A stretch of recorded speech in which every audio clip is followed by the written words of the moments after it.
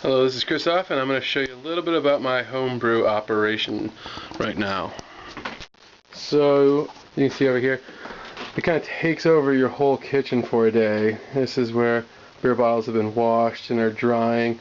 We're going to be bottling some cider today, so I'm actually going to use the gallon jugs that came in.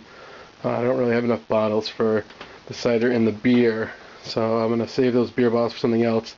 On a normal day, we would actually take all the beer bottles, put them in the oven, and let them sit in the oven for an hour on 350 degrees, and that will actually bake them to make sure they're completely sanitized and ready for the beer to go into it. You see, this is our cider. This has been going for a long time now.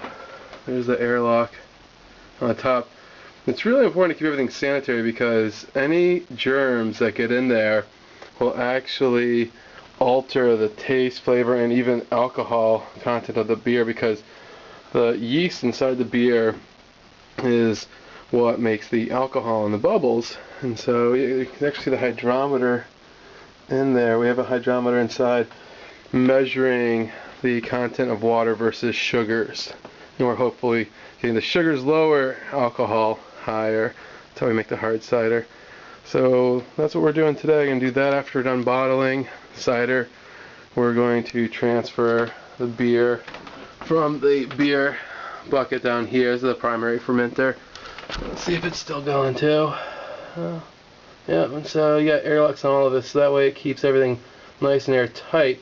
The process of fermentation is actually the same thing that happens in your muscles in an aerobic environment. An aerobic environment produces lactic acid. That's why your muscles are sore after you work out.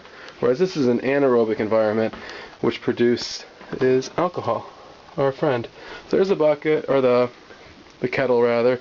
That's where we're going to be boiling next. So it's a fun thing, except everything's got to be clean first. So this whole kitchen has to be sanitized, and all the stuff in the bucket has to be cleaned using that sanitized fluid. I'll even wash my hands several times.